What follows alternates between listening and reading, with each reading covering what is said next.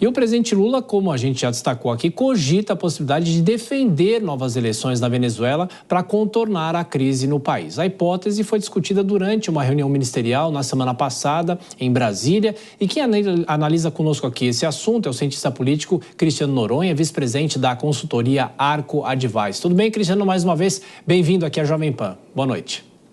Boa noite, Thiago. Prazer estar aqui com vocês novamente. Bom, a gente já falava sobre esse tema aqui. O presidente Lula poderia dar essa declaração, ele não perde o timing, ou seja, a eleição já passou, já são quase 3 semanas e os fatores vêm interferindo nesse processo eleitoral da Venezuela e em relação a essa posição do governo brasileiro que até agora não foi mais enfático, não é, Cristiano, sobre a ditadura venezuelana.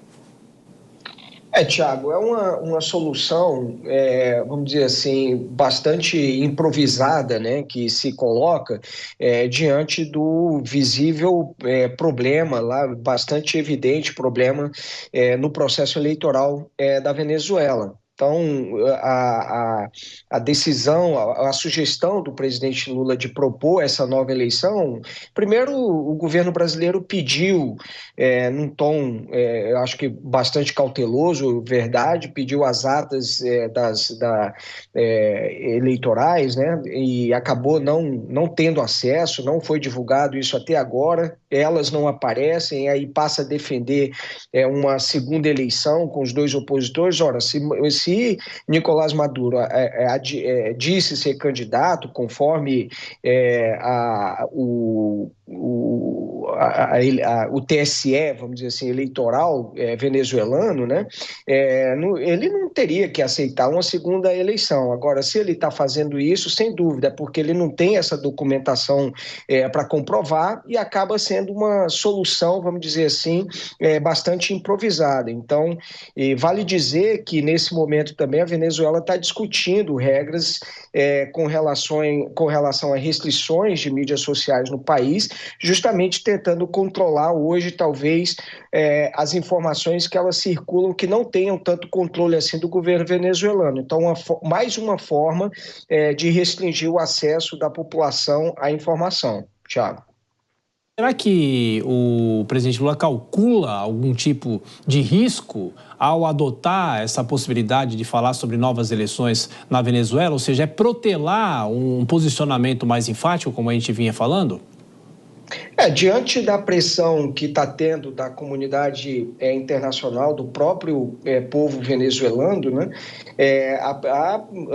essa posição do governo é uma posição de cautela para não afrontar diretamente um país aliado que tem afinidades ideológicas com o governo, mas que o presidente Lula tenta se equilibrar aí, Thiago, para tentar fazer uma transição democrática, usando dessa proximidade que ele tem, vendo o que ele consegue fazer. Mas é muito difícil que essa sugestão do presidente Lula, na minha opinião, ela seja aceita por Nicolás Maduro, porque tem uma série de pessoas lá que certamente não receberia a anistia que gostaria de ter, né?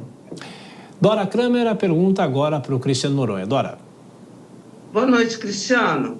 Olha só, você falou em solução improvisada, né? Porque a solução que você faz o improviso quando você não sabe o que fazer. Você falou em equilíbrio, o governo está se equilibrando, está numa corda bamba. Concordo plenamente. Você consegue vislumbrar alguma possibilidade de uma saída razoável, não para a Venezuela, mas para o governo brasileiro, frente à crise na Venezuela? Difícil, Dora, difícil, porque uma solução razoável, ela acabaria tendo, de alguma forma, que faria com que forçaria o Maduro ter que tomar posições que ele não quer. Maduro quer continuar na Venezuela, ele não tem nenhum intuito de deixar a presidência do país, ele sabe que até mesmo a vida dele depende disso. E somente haveria um acordo, Dora, se eventualmente fosse anistiado todo mundo, não apenas o Maduro, mas mais de 3 mil pessoas lá responsáveis por toda essa barbaridade que é feita lá no país. Então, diante disso, é muito difícil o Brasil ficar numa posição confortável. O que o Brasil está tentando fazer, o governo brasileiro está tentando fazer, justamente como você falou, se equilibrar nessa corda bamba aí. De uma forma ou de outra, o governo brasileiro acaba perdendo nesse posicionamento. Nelson Kobayashi. Cristiano, boa noite, um prazer falar com você. Cristiano, eu quero olhar agora aqui para o Brasil. Como é que você enxerga a popularidade do presidente Lula sendo impactada por estas questões vindas da Venezuela? Você acredita que já há algum tipo de impacto na sua popularidade ou na sua impopularidade em razão do posicionamento ou do não posicionamento brasileiro sobre as eleições venezuelanas? E mais, será que isso pode impactar os afiliados políticos do presidente Lula nas eleições municipais que se aproximam?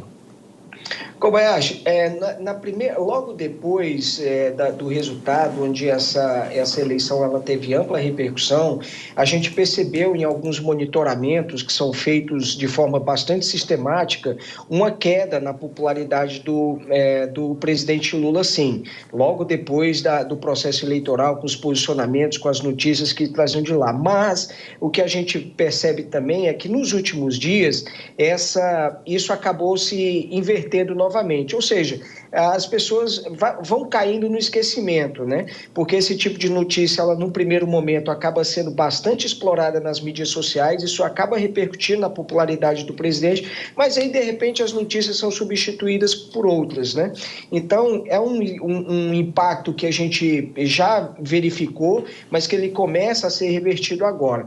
Eu não acho que isso, talvez nas eleições em estados ali onde a gente tenha uma fronteira com a Venezuela que sofre mais esse trânsito, essa migração de venezuelanos fugindo do regime, eventualmente elas podem ser mais impactadas do que outras que estão mais longe.